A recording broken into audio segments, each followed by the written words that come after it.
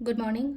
Ngasi labor po numit ki card ki message apete minara se labor po numit. Aham bada number ko number se 69 lere aduga color dana red color gumba kai gumba dumai sina bibe ko angang machu. Labor po numit ki oina angang machu gumba dress gumba kai gumba dumai se laga chapi be ko ai thaba important oiba thaba laye na hairagadi aduga amana chak thongba gumba da haide any red color gi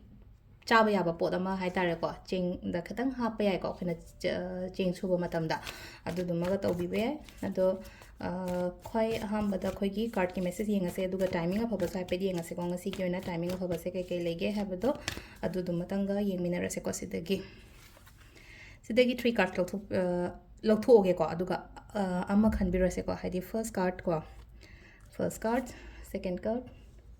third card ko aham baje khansira ani shuba khansira natraga ahum suba khansira ko ama choose tawbirase ko first card khan bange hire singo hadi first say receiving and giving oi ko ngasi gi oina hire ga receiving and giving hire ga hadi lakpa piba natraga hadi engoda changakpa aina sumi gi mating tawba mina so igi damakta mating tawba khopa do minus oi ko ado say phai ko ngasi gi oina hire receiving se amarom da hadi aigi damakta mating tawbirakmani khangde natraga aina mi gi damakta mating tawrubani khangde mi gi mi hadi laitaba lairaba gumba gi ko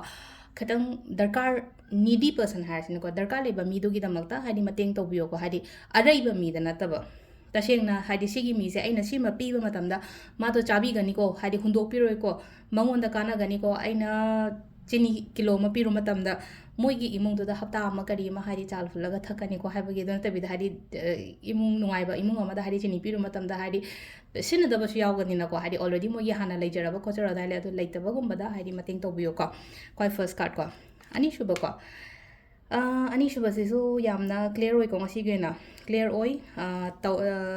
मथक थोंबना करिनसु चानगनिको हाइदि से लाइसेको support ओइबदो हाइतरको नाका नाकन लेदिबा surrounding the कइदा लेदिबा मयामदनसु हाइदि एंगोदा चानबीबा खोतिबा अदुमसु लै पामे pot कुमसु manifestation गुम तौबियो आई अनिंबा पांबा गुम लेरगसु manifestation तौबियो को